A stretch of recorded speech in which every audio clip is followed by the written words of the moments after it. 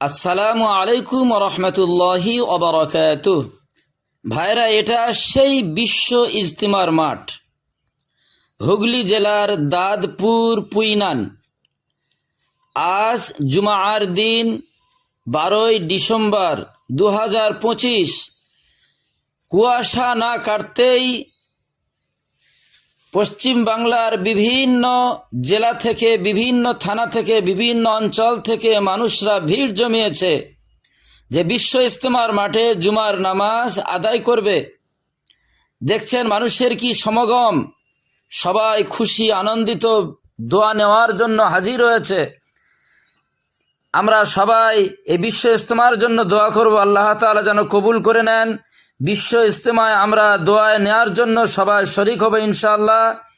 ভিডিওটি বেশি বেশি করে শেয়ার করে বিশ্ববাসীর কাছে পৌঁছে দেন যে প্রায় 30 বছর পরে এই হুগলি জেলাতে দাওয়াতে তাবলীগের বিশ্ব ইজতেমা হতে চলেছে।